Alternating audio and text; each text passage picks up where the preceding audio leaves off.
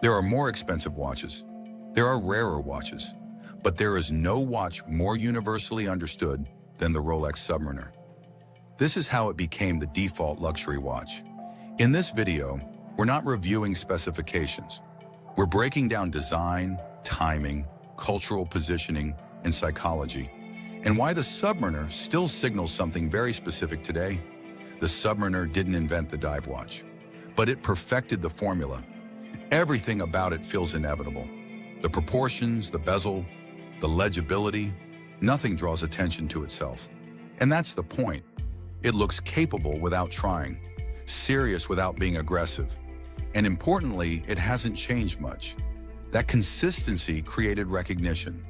Recognition created trust, and trust created status.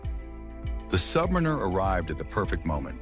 It emerged during a period when professional tools were becoming lifestyle symbols. Diving, aviation, exploration. These weren't hobbies, they were aspirations. Rolex didn't sell fantasy, they sold credibility. Over time, that credibility detached from function and became identity.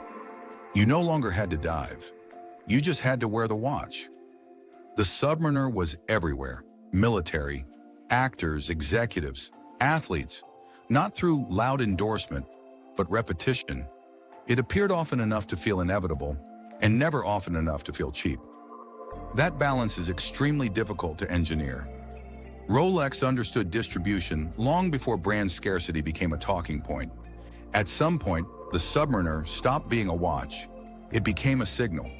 It told the world, I've arrived, but I don't need to explain myself. That's why it works equally well with a suit or a t-shirt. It doesn't demand context. It's legible to everyone, even people who know nothing about watches. Today, the Submariner still signals success, but it also signals safety. It's rarely wrong, but it's rarely surprising. For some, that's exactly the appeal. For others, it's the reason they move on. Understanding that distinction is the difference between buying a watch and buying a shortcut.